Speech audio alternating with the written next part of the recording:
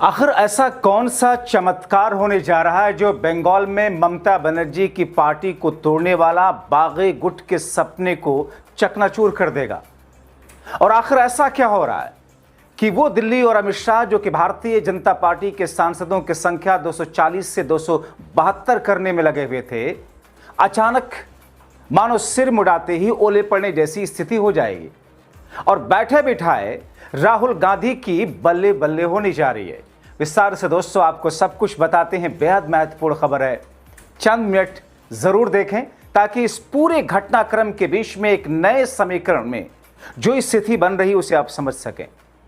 दोस्तों आपने देखा कि बीते कुछ दिनों से जिस अंदाज में जिस तरीके से ममता बनर्जी संघर्ष कर रही हैं, नतीजों के बाद से उनकी पार्टी, उनके लोगों, यहां तक कि उनके भतीजे पर भारतीय जनता पार्टी के कार्यकर्ताओं द्वारा अटैक और सत्ता पक्ष, उसकी मिशनरी, प्रशासन, सब कुछ मौन।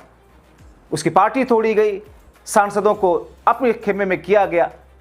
मगर दोस्तों इस बीच में डूबते को तिनके का सहारा, एक ऐसा सहारा देने जा रहा है जिससे ममता की पार्टी बच जाएगी और जिससे राहुल गांधी के लोकसभा में सांसदों की संख्या बढ़ जाएगी।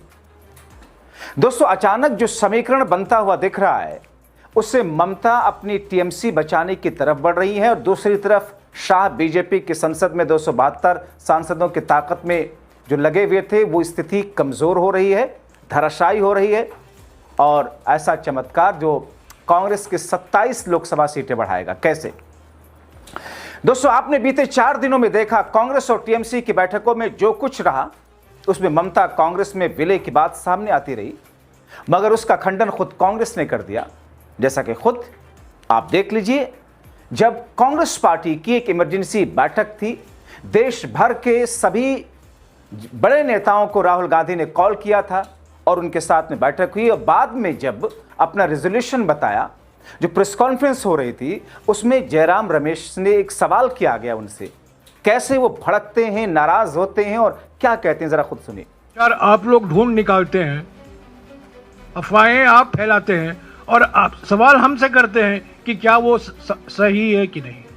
कल इसका पूरा खंडन किया गया है, बार बार ये सवाल मत पूछेगा। आप लोग अपने आप चलाते हैं ये समाचार, कैसे चलाया गया कल मुझे पता नहीं। लेकिन आपके शीर्ष नेतृत्व ने सर एक 1.5 घंटे बातचीत की टीएमसी के टॉप लीडरशिप के साथ, तो क्या बात हुई, कुछ उसके बारे में बताइए। और कल मैंने कहा ना, बात हुई है, व्यक्तिगत रिश्ते हैं, 40 साल के व्यक्तिगत रिश्ते हैं, कई बातें हुई हैं।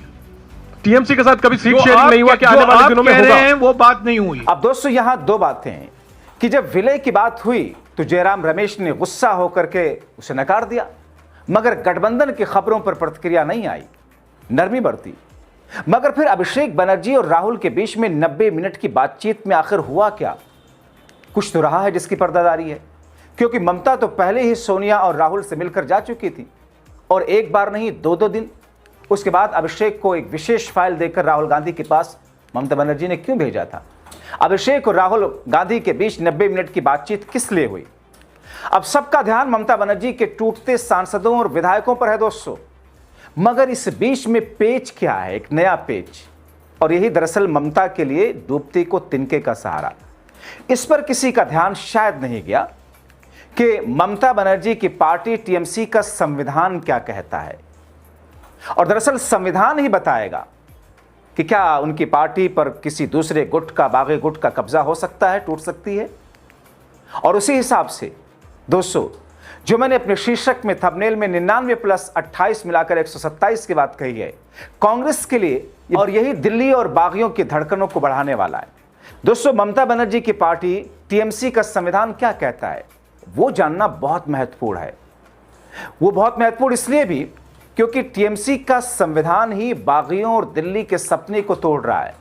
वैसे तो सभी पार्टी का अपना अपना अलग अलग संविधान होता है, नियम होते हैं। हमने देखा हमारे सामने समाजवादी पार्टी जब टूटी है, शिवपाल और अखिलेश के बीच में संविधान ही काम आया था।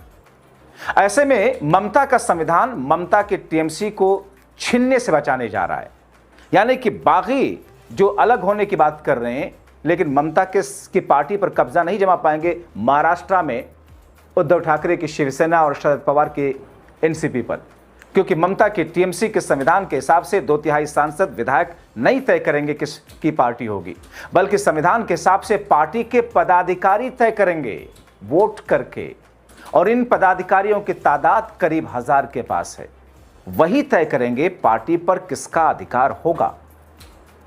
दोस्तों, क्या कहा था शुभेंदु अधिकारी ने जब बंगाल के चुनाव के नतीजे आए थे कि साहब अगले 24 घंटों में टीएमसी टूट जाएगी, खत्म हो जाएगी, तो पार्टी खत्म हो जाएगी। यानी कि एक सुनियोजित तरीके से पूरा खेल दिल्ली से स्क्रिप्टेड तौर पर चल रहा था। मगर यहां पर भले ही सांसदों का बाकी गुट जितनी भी तादाद हो, उनकी 1900 2/3 हो या फिर 14 हो, वो जाए अलग हो, मगर पार्टी को हथिया नहीं सकते हैं। अब दोस्तों, इसमें पेच है और वो है 99 + 28 का जो मिलाकर के होता है 127 सांसद। आप जानते हैं कांग्रेस के 99 सांसद हैं। मतलब दोस्तों, एक फॉर्मूला है कि कांग्रेस में अगर विलय हो जाता है तो फिर कांग्रेस के 99 + टीएमसी के 28 सांसद मिलकर के हो जाएंगे 127 सांसद। आप चौंक गए होंगे, साहब यहां तो पूरे के पूरे बागी होते हुए दिख रहे हैं और आप कह रहे हैं विलय हो जाए अगर, और विलय में उनके 28 सांसद इधर आ जाएंगे सारे के सारे।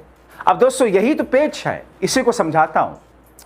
और जब विलय हो जाएगा तो कांग्रेस पार्टी के सांसद सारे के सारे हो जाएंगे, विलय होगा तो, और उनको तोड़ने के लिए चाहिए होगा 2/3 सांसद, मतलब 85 सांसद, जो कि बहुमत का आंकड़ा बनता है 2/3 का। दरअसल कहा जा रहा है कि अगर टीएमसी और कांग्रेस का विलय होता है तो ममता के 28 सांसदों को भी विलय करना होगा, अगर पार्टी संविधान के हिसाब से पार्टी पर कब्जा नहीं किया तो। और अगर पार्टी संविधान के हिसाब से पार्टी पर उनका कब्जा नहीं हुआ, उनके सांसदी चलेगी, तब तो वैसे भी ममता की जीत, तो दिल्ली धराशायी। लेकिन अगर वो अपनी सांसदी जाने के डर से बने रह गए, नहीं गए, तो फिर अगर पार्टी का विलय करती है ममता, तो फिर पार्टी के विलय के हिसाब से पार्टी के 28 सांसदों का विलय अपने आप में होगा। अब आपको लग रहा होगा कि बागी तो ममता के साथ है नहीं, वो कैसे आएंगे विलय के लिए। यहीं पर आता है पार्टी का संविधान। ममता के बागी विधायक और सांसद और भाजपा जो अभी तक गलतफहमी में थे, उनकी गलतफहमी दूर होती हुई दिख रही, क्योंकि अब ममता का संविधान जो है वो दूसरी पार्टियों से अलग है। दूसरी पार्टियों में 2/3 सांसद हों, विधायक हों, अलग होकर के पार्टी पर कब्जा कर लेते हैं, करते हैं। हाल में आपने राघव चड्ढा को देखा, 10 में से 7 सांसद लेकर उड़ गए, चले गए बीजेपी में। महाराष्ट्र में हमने देखा भाजपा ने उद्धव और शरद पवार की पार्टी थोड़ी कब्जा कर लिया, सिंबल तक दिला दिया गया उनको, असली शिवसेना दे दिया गया एकनाथ शिंदे को। यहां टीएमसी का मामला अलग है। करीब 1000 ऐसे पदाधिकारी जिनके वोट पर टीएमसी किसकी है वो तय होगा। अब इसमें कैच ये है, क्या ममता अपने 1000 पदाधिकारियों को साथ रख पाएंगी? मगर अगर ममता के साथ में पदाधिकारी रह गए तो ममता की पार्टी उनके हाथ से बागी नहीं छीन सकते हैं, भले ही वो 2/3 सांसद मतलब 19 की तादाद में क्यों ना हो। तो दोस्तों, एक तरफ तो ममता के लिए राहत की खबर ये, और दूसरी तरफ कुछ ऐसे सांसद जिन्हें बागी बताया जा रहा था, वो भी अब ममता के साथ वापसी का रास्ता ढूंढ रहे हैं, ऐसी भी अटकलें। लेकिन दोस्तों, ये जो नया फॉर्मूला, नया समीकरण आया, इस समीकरण के हिसाब से न सिर्फ ममता की पार्टी ममता के पास रहेगी, बल्कि बैठे बिठाए कांग्रेस पार्टी के सांसदों की संख्या 99 प्लस, आप एक सांसद पप्पू यादव को जोड़ दिया जाए 100 + 28 128, 127 भी नहीं जो मैंने लिखा, बल्कि 128 हो जाएंगे। ये दरअसल इंडिया गठबंधन की एक ऐसी मजबूती होगी जिसकी कल्पना राहुल करके भी शायद जहां भी होंगे मुस्कुरा रहे होंगे। लेकिन अगर ऐसा होता तो ये जो फॉर्मूला सेट होता हुआ दिखाई दे रहा है। और ऐसे में इसका सबसे बड़ा झटका सत्ता पक्ष को, विरोध में वही है, उन्हीं को लगेगा। लेकिन दोस्तों, इससे इतर जो दूसरी राहत की बात कि साहब 11 जून को जिस अंदाज में, जिस तरीके से ममता बनर्जी के साथ में कुछ लोगों ने खुलकर रहने की बात की, जैसा कि मैंने पिछले शो में आपको बताया कि कैसे शत्रुघ्न सिन्हा ने कहा कि साहब ममता बनर्जी एक फाइटर है, स्ट्रीट फाइटर हैं। इस संकट के बावजूद 41% वोट शेयर ममता के साथ में, हर वक्त उन्होंने बुरे वक्त में साथ दिया, मैं कैसे छोड़ के जाऊंगा। और उसके फौरन ही बाद दूसरी सांसद प्रतिमा मंडल का बयान जो आया कि वो दीदी के ही साथ हैं, कि उन्होंने कहा कि साहब मैंने तो किसी कागज़ पर हस्ताक्षर किए ही नहीं, झूठी खबरें हैं, मैं उस नए गुट का हिस्सा हूँ ही नहीं जिसे टीएमसी गुट के दूसरे सांसदों ने पेश किया है, मुझे नहीं पता कि मेरा नाम कैसे वो लोग ले रहे हैं। जाहिर तौर पर ये छोटी छोटी चीज़ें ये छोटे छोटे बयान, ये थोड़ी थोड़ी चीज़ें ममता के लिए एक बहुत बड़ी स्थिति उत्पन्न कर रही हैं। अब दोस्तों देखिए ना, मैंने आपको उससे पहले के शो में बताया था कि कैसे बागुट गुट के नेताओं का अभी तक दावा था कि 20 सांसद थे, फिर कैसे दरबारी मीडिया ने जो लिस्ट दिखाई, हालांकि आधिकारिक तौर पर ना तो किसी सांसद ने, बागी गुट के किसी सांसद ने लिस्ट पेश की, अभी तक ऐसा नहीं हुआ किसी सांसद ने आकर मीडिया को लिस्ट दिखाई हो। मीडिया ही अपने अपने हिसाब से, सोर्सेस के हिसाब से लिस्ट दिखाता रहा। अब मीडिया ने ही 19 सांसदों की लिस्ट दिखाई, जिसे 20-21 कहा जा रहा था। तो 19 सांसदों की लिस्ट मतलब यह है कि दहलीज पर खड़े हैं। छत का छज्जा होता है ना, अगर छज्जे पर आप पैर रख के खड़े, थोड़ा सा गड़बड़ाए तो आप नीचे जाएंगे या कोई भी चीज़ होगी। वैसे ही बागी गुट का वो 2/3 वाले का मामला है। 19 है, 19 चाहिए, 18 हुए, दल बदल विरोधी कानून लगेगा। अब ऐसे में कानून लगेगा तो सबके सांसद ही जाएगी। और जैसा कि जिन 5 सांसदों की बात कह रही है, हालांकि अभी भी उनकी तरफ से खामोशी ही है, लेकिन उनकी तरफ से यह भी नहीं कहा जा रहा कि साहब हमने ममता का साथ छोड़ दिया, हम ममता के साथ में नहीं आ रहे हैं।